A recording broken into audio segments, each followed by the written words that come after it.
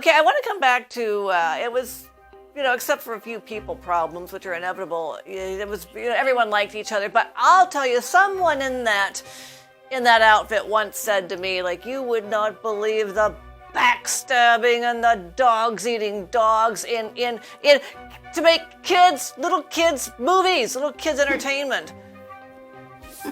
So there was backstabbing. It was really bad in the end. Well, the animation department had the worst of it. Really? Because, the animation... What? Why? Because the animation... Because animation... Okay, the animators were the royalty of animation. The animators were the royalty of the animation, feature animation. Mm-hmm. Disney animators are...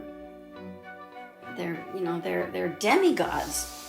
And so when you get into that department, anybody with an ego, even a slight ego, apparently just kind of, it got infected, there was some kind of infection going on. It was like just something that happened. You just got infected with this ladder climbing. And my friends in the cleanup department would always complain about that there was just too much backstabbing going on, and too much backstabbing. Lots of behind the scenes shenanigans going on. Mm-hmm. Who's going to be on what crew and.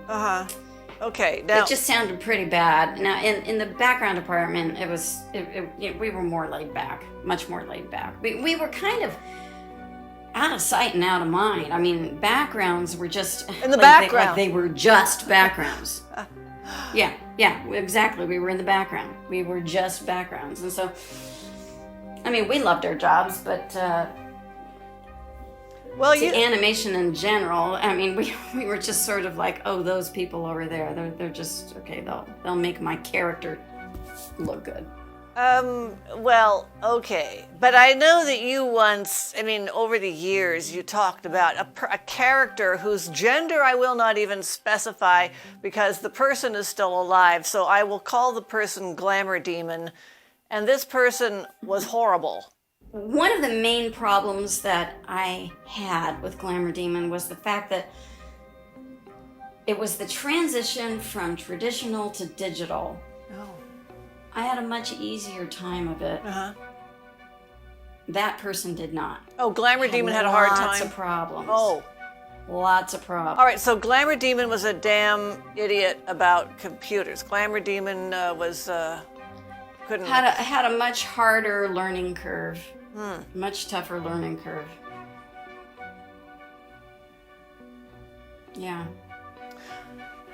Yeah, there were some meetings that got pretty icy.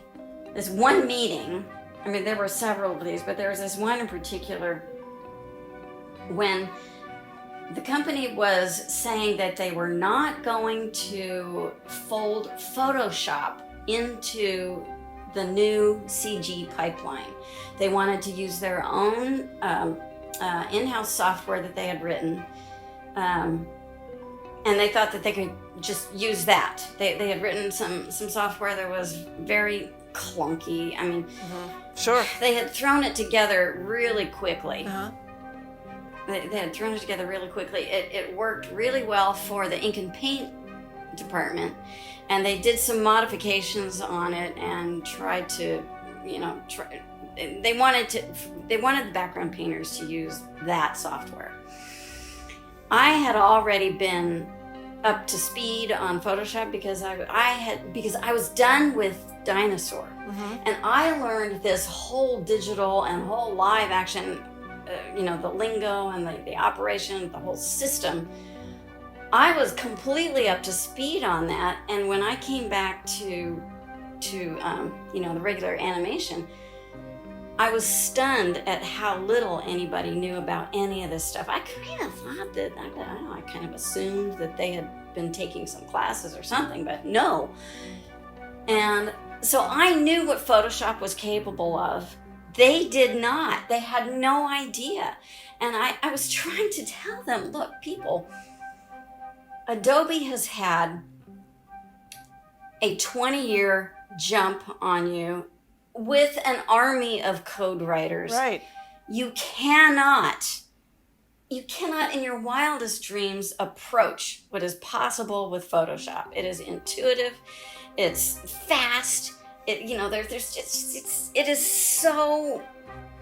was just bizarre that this conversation was even happening in the first place to me, because Photoshop was so far and away. I was just hands down, the application to use.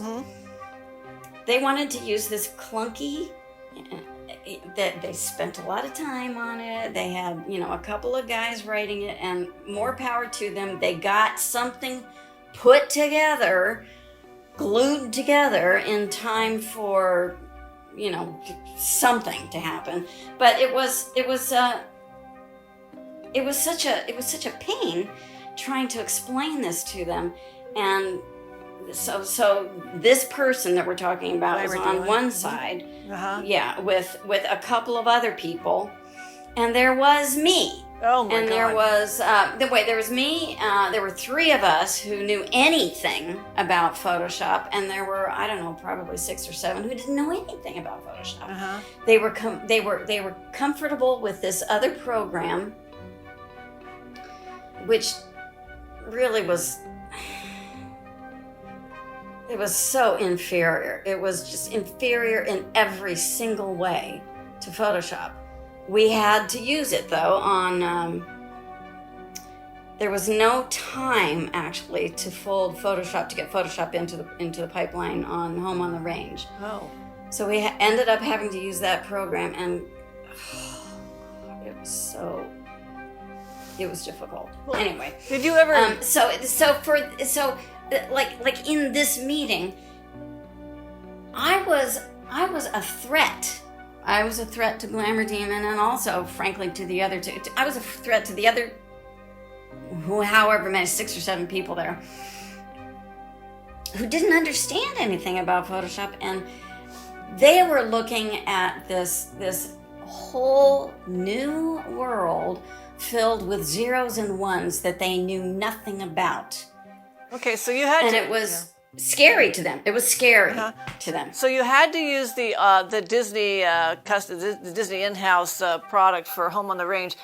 For the next product, for the next project, did they get up to speed with Photoshop? It was right after that they got Photoshop moved in, because it was just ridiculous. I mean, by that time, everybody knew. Home on the Range was known to be the last traditionally animated film, although it still was scanned in, and Home on the Range was the very, very final film where hand drawn or hand done anything was still used. So after Home on the Range, then it was all digital after that.